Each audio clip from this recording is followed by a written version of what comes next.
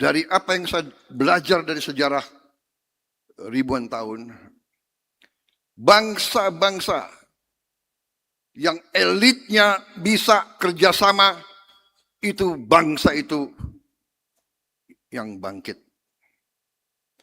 Bangsa yang elitnya selalu tidak bisa kerjasama, bangsa itu tidak bisa mencapai potensinya. Kita berbeda sejarah, kita berbeda pengalaman, saudara-saudara.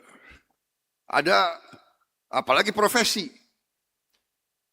ada yang dokter, ada yang insinyur sipil, ada yang insinyur mesin, ada yang insinyur pesawat terbang, ada yang ahli arkeologi, ada yang ahli antropologi, ada yang ahli bahasa, ada mantan tentara, ada pengusaha.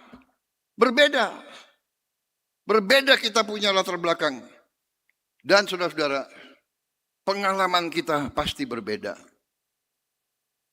Tapi dengan premis tadi, dengan anak Indonesia yang cinta tanah airnya, saya kira dalam perbedaan ini kita harusnya bisa mencari titik-titik kebersamaan. Inilah yang saya lihat dari apa yang saya pelajari dari sejarah, karena salah satu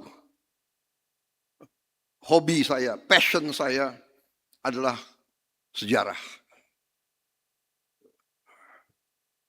Dari apa yang saya belajar dari sejarah ribuan tahun, bangsa-bangsa yang elitnya bisa kerjasama, itu bangsa itu yang bangkit.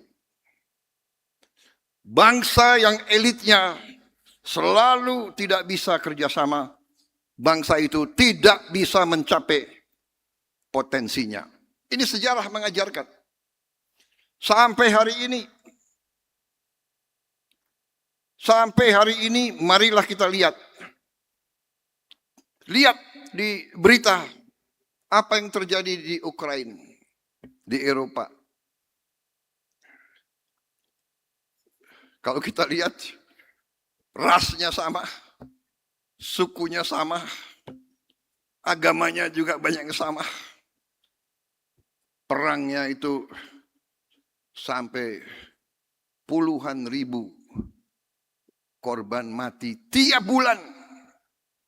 Dan perang di Ukraina sudah lebih lama dari Perang Dunia Kedua. Perang di Ukraina sudah lebih lama dari Perang Dunia Kedua. Kita lihat apa yang terjadi di Gaza, di Palestina, di Lebanon. 90% dari Gaza rata. Mungkin sama akibatnya dengan Hiroshima atau Nagasaki. Lebanon sekarang seperti itu. Iran, seluruh negara Teluk, Yaman, kita tinggal lihat tiap hari.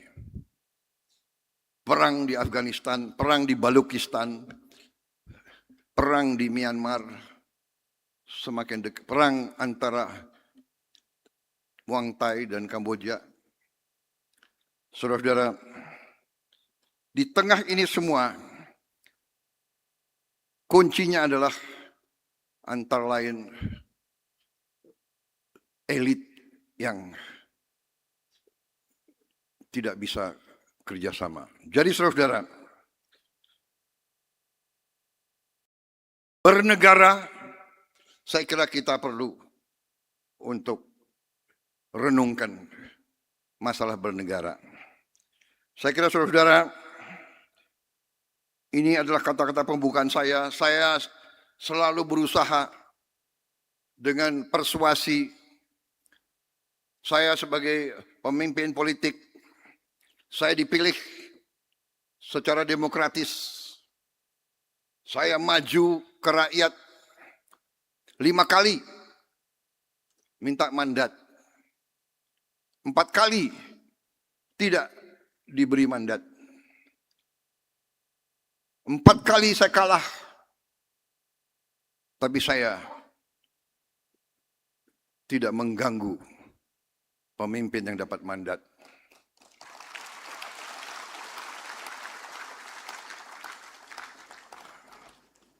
Terima kasih. Karena biasanya kalau saya bilang 4 kali kalah, audiens ketawa. Ini orang Indonesia itu, kalah itu sedih sebetulnya. Tapi karena saya sadar, saya mengerti alternatifnya apa. Karena kita sudah sepakat, bangsa Indonesia sudah sepakat, kita ingin hidup sebagai negara di mana kedaulatan rakyat yang berkuasa. Jadi kedaulatan rakyat wujudnya adalah demokrasi, demokrasi wujudnya adalah pemilihan. Kita mengerti, kita mungkin tidak puas, tapi alternatifnya apa? Apa kita mau gaduh? Habis tiap pemilihan gaduh, yang kalah ribut, Kapan kita mau menuju kesejahteraan untuk rakyat kita?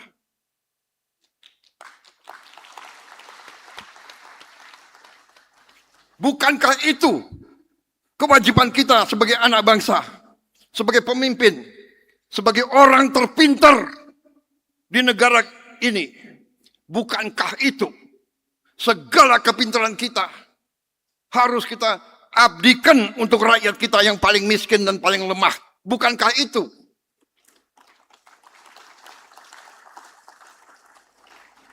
Silakan. Kalau ada yang berpendapat lain, hak. Saya katakan kita berbeda. Kalau ada yang berpendapat bahwa gaduh, ribut, bakar-bakar, anarki, kebencian, permusuhan, maki-memaki, itu produktif. Sementara negara lain menuju kesejahteraan, menuju terobosan, menuju kekayaan. Saudara-saudara, karena itu saya berkali-kali saya datang kepada kampus. Saya datang, saya minta orang-orang terpintar. Tanya Pak Brian, tanya Profesor Sigit. Saya tanya profesor-profesor IPB, kenapa kita tidak bisa punya benih gandum? Kenapa kita harus import gandum? Saya tanya, kenapa kelapa sawit per hektar di Malaysia produktivitasnya lebih dari kita? Kenapa? Saya selalu minta mereka, kenapa Indonesia setelah 81 tahun tidak bisa bikin mobil buatan sendiri?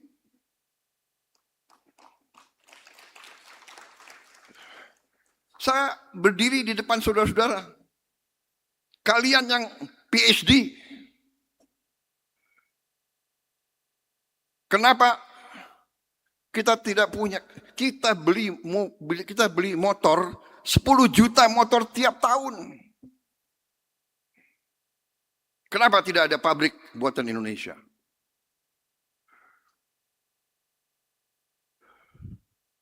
Tapi saya terima kasih kampus. Saya terima kasih kita mulai ke arah punya mobil sendiri. Terima kasih. Saya ada satu kepuasan yang mendalam di hati saya. Waktu saya dilantik saya pulang dari pelantikan, saya bisa naik mobil buatan Indonesia. Desainnya Indonesia, dibuat di Indonesia, tidak 100%. Dan tidak ada mobil di dunia yang 100% produknya dari satu negara. Tapi kalau 65%, 70% itu sudah boleh kita klaim buatan Indonesia. Risikonya sekarang selama saya jadi presiden, ya harus naik mobil buatan Indonesia. Waktu bulan-bulan pertama ya lumayan, kecuali kalau hujan keras. Kalau hujan keras sempat bocor juga itu. Tapi saya kembalikan, Profesor Sigit, gimana nih mobil presiden bocor? Perbaiki. Tidak apa-apa. Minimal kita mulai. Kita harus berani mulai.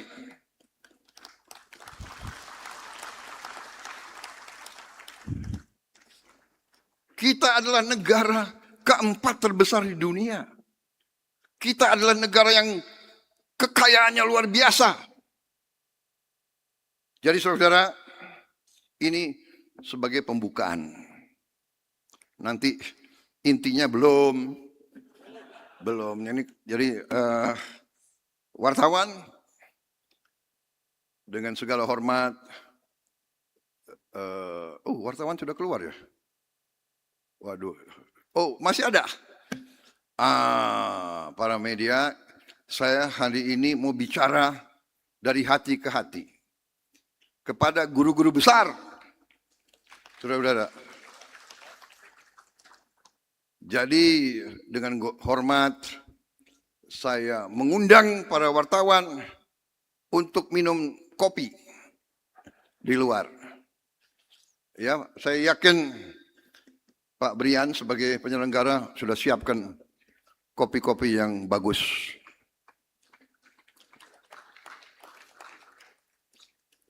Karena di sini, saudara-saudara, saya mau bicara dengan saya mau beri apa yang saya punya. Saya mau beri data fakta apa yang saya punya. Dan saudara-saudara, sebagai ilmuwan, monggo, kaji, teliti, pelajari. Kalau data-data fakta-fakta itu secara saintifik